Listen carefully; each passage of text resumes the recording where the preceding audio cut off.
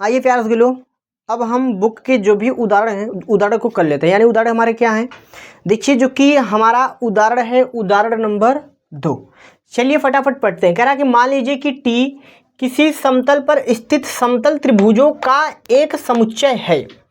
समुच्चय टी में r बराबर T1 T2 such that T1 T2 के सर्वांग है एक संबंध है, तो सिद्ध कीजिए कि R तुल्यता संबंध है। तुल्यता संबंध का मतलब क्या होता है कि ऐसा संबंध जो स्वतुल्य भी हो, सममित भी हो, संक्रामक भी हो, तीनों जब अगर रहेगा तभी हम कहेंगे कि क्या है, ये स्वतुल्य है। यानी क्या है, तुल्यता है, तीनों होना चाहिए, स्वतुल्य, सममित और संक्रामक। तो चलिए फटाफट क्वेश्चन को स्टार्ट करते हैं। देखिए इस प्रकार के क्वेश्चन बहुत ज़्यादा टफ लगते हैं बच्चों को, कारण ये कि ढंग से बताया नहीं जाता। तो यहाँ 80% से 95% कह सकते हैं कि लिखने वाली चीज़ें हैं। थोड़ा ध्यान से आप देखिए।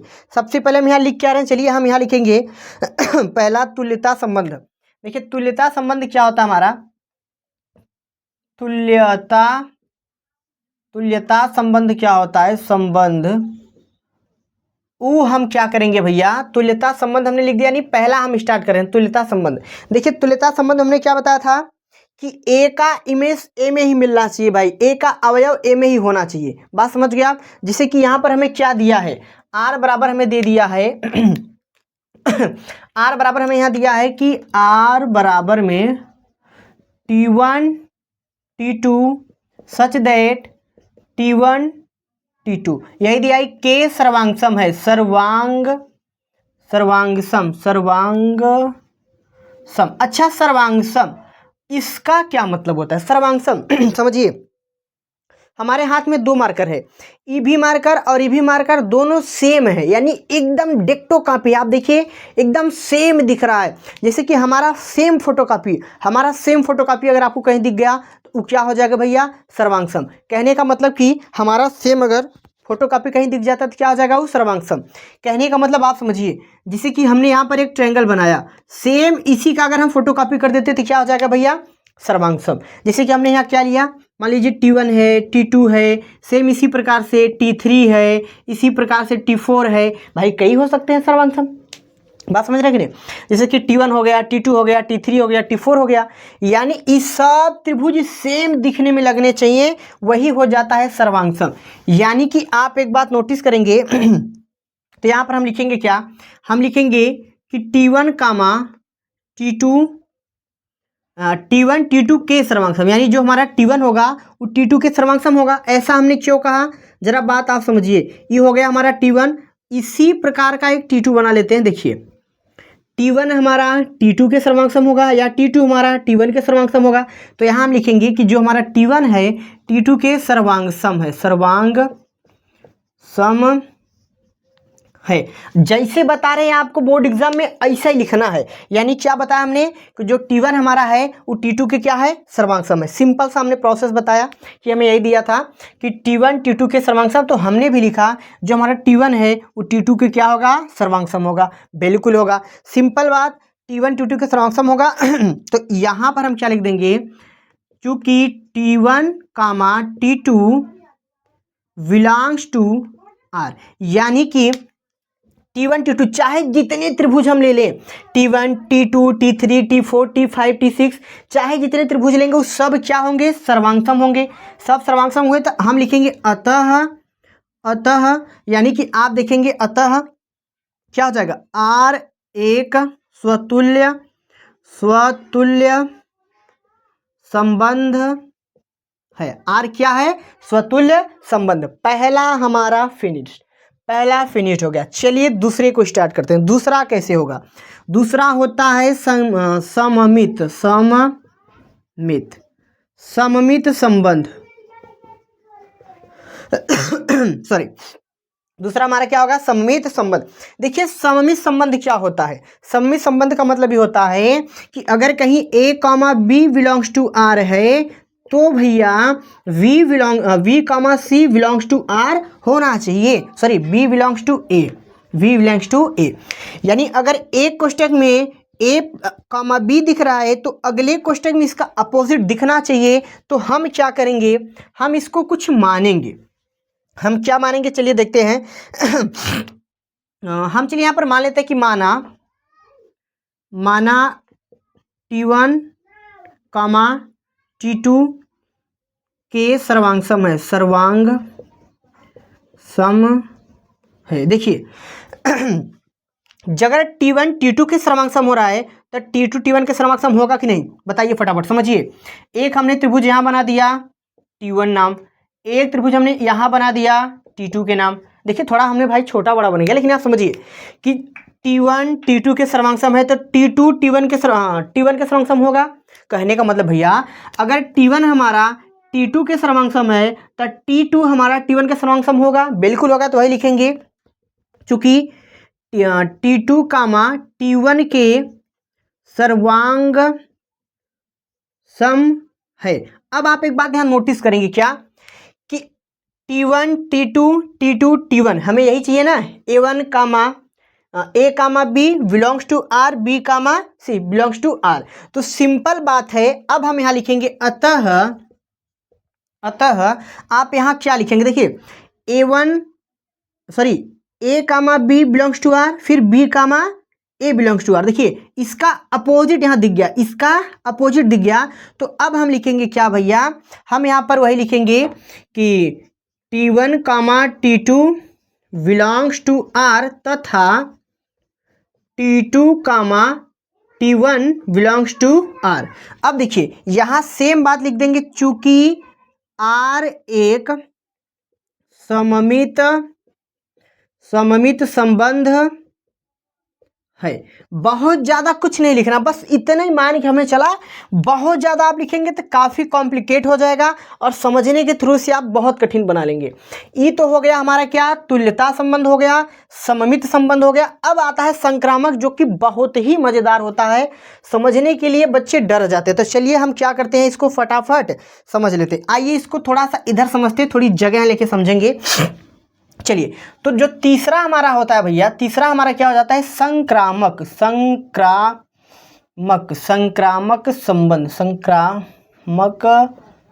संबंध।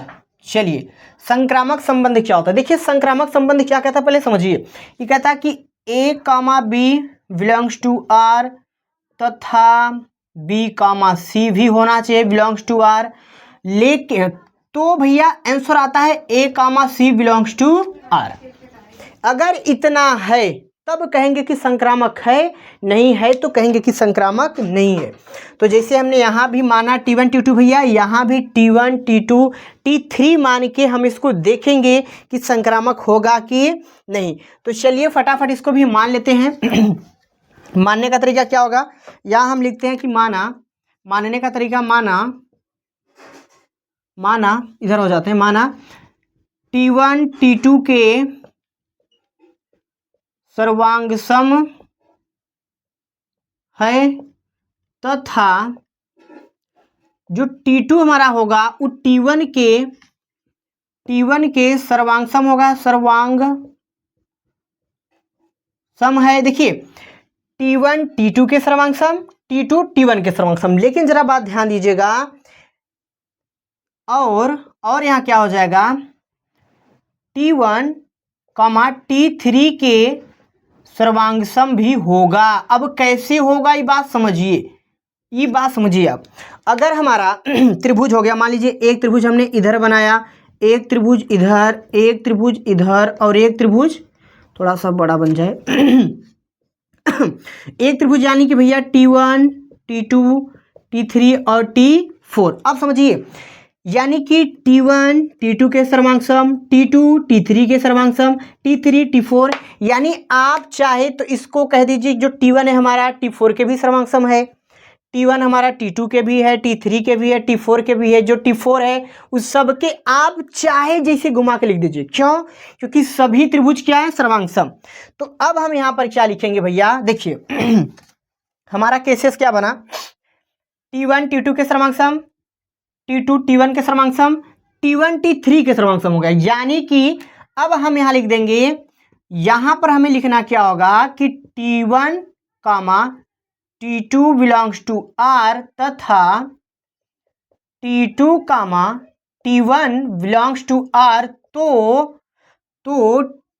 T1 comma T3 belongs to R इतना है, तो हम लिखेंगे अतः R एक संक्रामक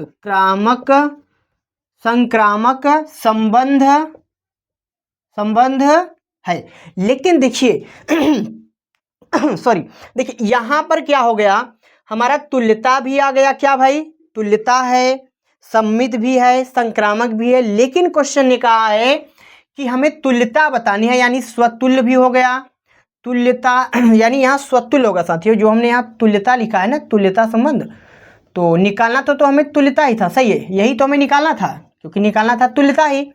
तो स्वतुल्य तो हमने निकाल दिया यहाँ से। ये तो हमारा क्या था, पहला जो कि हमें स्वतुल्य निकालना था, दूसरा सम्मित संबंध था जो कि हमने सम्मित निकाल दिया, तीसरा संक्रामक संबंध था। अब क्वेश्चन जो कह रहा था, आप इसको ए मान लीजिए, या हमें निकाला था तुल्यता। तो भैया आप समझिए, चूंकि स्वतुल्य है तथा सममित भी है, सममित है, और क्या भैया, और जो कि इस संक्रामक भी है, संक्रामक है, तो हम कहेंगे भैया R एक तुल्यता संबंध है।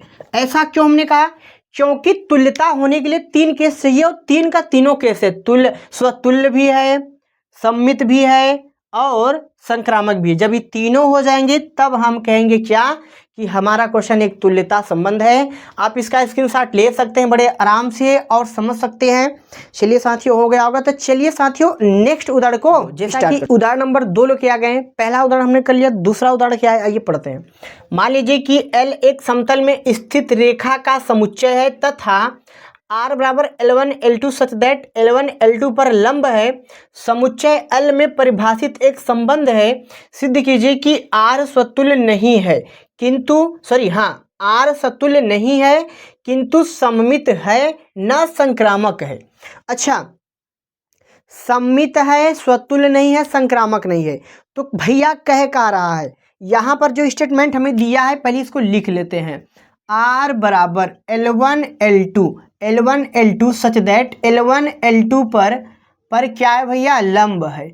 अब आप समझिए L1 L2 पर भाई कोई रेखा खुद के ऊपर कैसे लंब हो सकती है, कभी नहीं हो सकती। आप बात समझिए, ये एक रेखा हो गया, क्या ये खुद पे लंब हो सकती है, बिल्कुल नहीं हो सकती। समांतर हो सकती है, इनके बीच की दूरी, जो दूरी आप देख रहे हैं ना, इनके बीच की दूरी समान हो सकती है, लेकिन ये कभी आपस में लंब नहीं हो सकती। यानी ये बात हमें लिखना है स्वतुल्य में। तो पहला स्वतुल्य हम देख रहे हैं, स्वतुल्य संबंध जो हमारा हो जाता है वो क्या होगा, L1, L2 पर लंब नहीं होगा। L1 L2 पर लंब नहीं होगा, इसका मतलब हो जाएगा कि L1 L2 यानी कि आप इसको मत लिखिए, क्योंकि हमने लिखा दिया, इसको लिखने का कोई मतलब नहीं। तो आप लिखेंगे चूंकि जब भैया ए के बराबर नहीं हुआ तो क्या हो जाएगा, R एक स्वतुल्य संबंध नहीं है, संबंध नहीं है। बात आप समझिए, कोई खुद के लंब हो सकता है क्या रसगुल्लो, नहीं हो सकता, इसलिए भैया R एक स्वतुल्य संबंध नहीं है। चलिए दूसरे को स्टार्ट करते हैं, दूसरा सममित। तो देखिए सममित संबंध जो हमारा होता है, यहां पर हमें मानना पड़ेगा। हमने माना L1, L2 पर लंब है, मान लिया हमने भैया L1 L2 पे लंब है, तो L2 L1 पे भी लंब होगा, यानी कि तथा L2 L1 पर लंब होगा, बिल्कुल होगा। अब भैया सममित क्या कहता है कि जो हमें सीधा दिखे वो उल्टा भी दिखना चाहिए, उल्टा सीधा एक समान दिखना चाहिए। L1 L2 L1 दिख गया ना, इसका मतलब क्या है आइए समझाते हैं। ये हमारे पास रेखा हो गया, यानी देखिए ये हो गया हमारा L1 L2। अब देखिए आप समझिए, जो L1 है L2 पे लंब है, L2 L1 पे लंब है कि नहीं? आप देखिए लंब है ना, तो यही बात है। अब आप सीधी सीधी बातों में क्या लिखेंगे भैया, आप लिखेंगे कि L1 L2 belongs to R, तथा जगह तो है देख लेते हैं ही, यहाँ बिलोंग्स टू R। तो भैया R एक सममित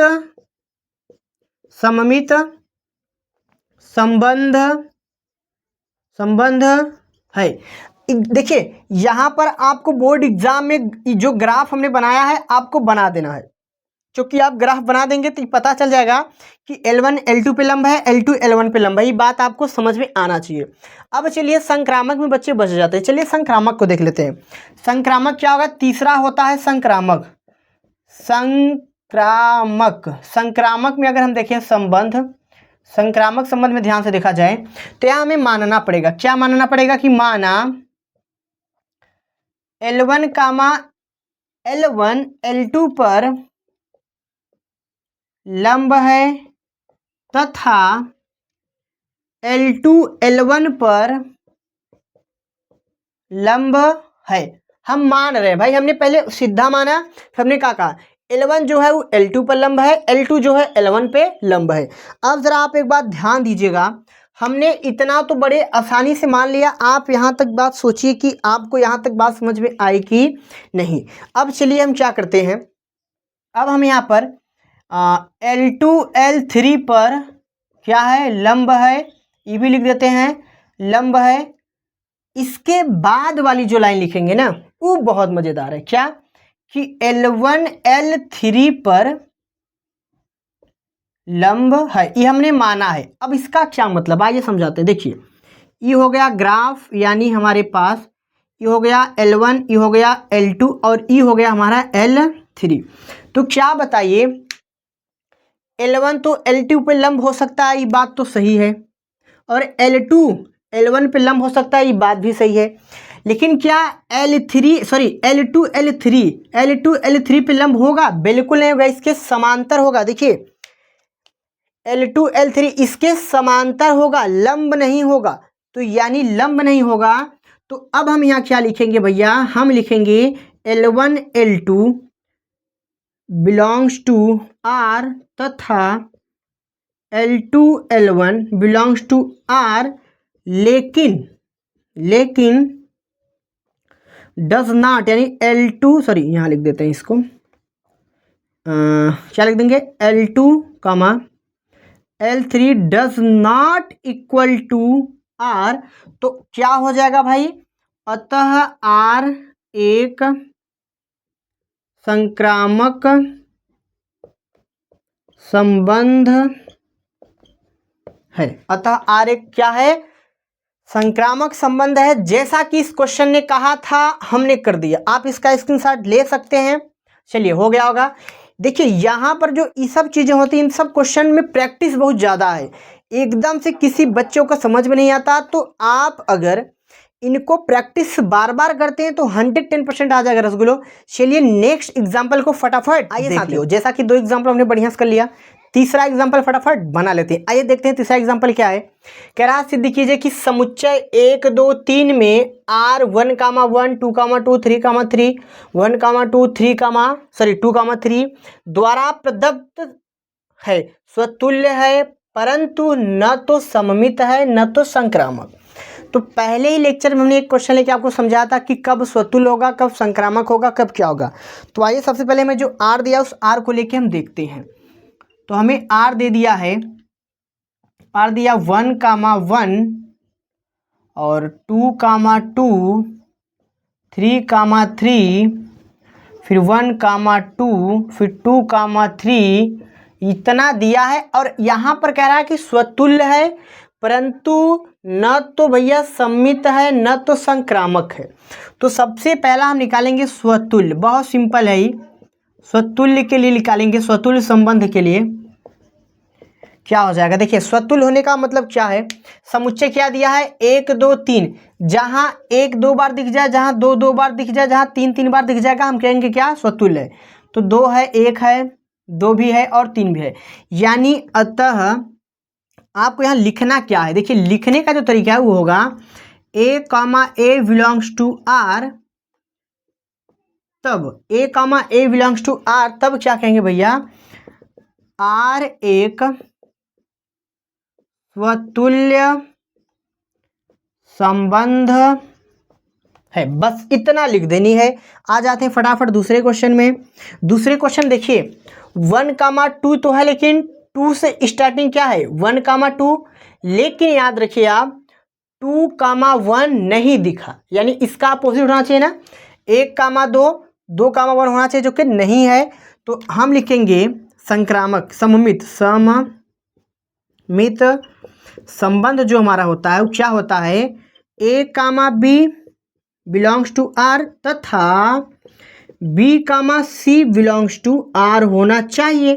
तो यहाँ क्या है 1,2 बिलोंग्स टू r, लेकिन 2,1 does not belongs to r। इसका मतलब क्या होता है, इसका मतलब होता है कि r में वैल्यू उपस्थित है, डज नॉट का मतलब कि r उपस्थित नहीं है।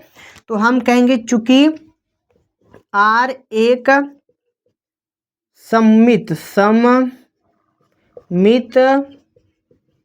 संबंध नहीं है। ये तो हो गया हमारा दूसरा। बारी आ जाती है रसगुल्लो तीसरा, जिसमें काफी डाउट होता है, यानी तीसरा हो जाता है संक्रामक, यानी कि संक्रामक संबंध जो हमारा हो जाता है वो क्या होता है, आइए इसको समझ लेते हैं। देखिए संक्रामक के लिए 1,2 2,1 है ही नहीं, सिंपल सा प्रोसेस भाई। देखिए 1,2 है, लेकिन 2 से स्टार्टिंग 3, यानी 2,3, लेकिन जिस 2 को हटा देंगे तो 1,3 मिलना चाहिए, जो कि एकदम नहीं है। 1,2 मिल गया, 2 से स्टार्टिंग और एक संख्या है, तो जब 2 से 2 हटाएंगे तो 1,3 मिलना चाहिए, तो नहीं है।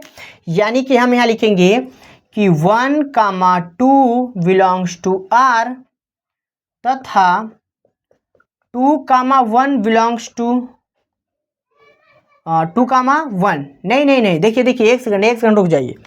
यहाँ पर 2,3 बिलोंग्स टू r, लेकिन भैया 1,3 does not belongs to r, तब हम लिख देंगे भैया चूंकि r एक संक्रामक संबंध नहीं है। बस इतना ही करना था। आप देख सकते हैं, इसका स्क्रीनशॉट भी ले सकते थे। और क्वेश्चन ने भी कहा था कि केवल स्वतुल्य है, न तो सम्मित है न तो संक्रामक है। तो आप देखेंगे तो न तो सम्मित था न तो संक्रामक था तो कहा था भैया केवल स्वतुल्य था। आप देख लीजिए रसगुल्लो, यानी इस वीडियो में केवल हम 3 ही उदाहरण देखेंगे, क्योंकि बहुत लंबा वीडियो नहीं बना सकते। तो आशा करते हैं कि आपका वीडियो बहुत अच्छा और बहुत हेल्पफुल रहा होगा। तो चलिए प्यारे रसगुल्लो, अगर आपको वीडियो अच्छा लगा तो चैनल को सब्सक्राइब करें, वीडियो को लाइक करें, और जाते जाते एक प्यारा सा कमेंट जरूर करके जाएं कि आपको वीडियो कैसा लगा। तो चलिए मेरे प्यारे रसगुल्लो, मिलते हैं नेक्स्ट वीडियो में धमाकेदार वीडियो के साथ, या जो भी हमारा कंटेंट रहेगा अगली वीडियो में मिलते हैं।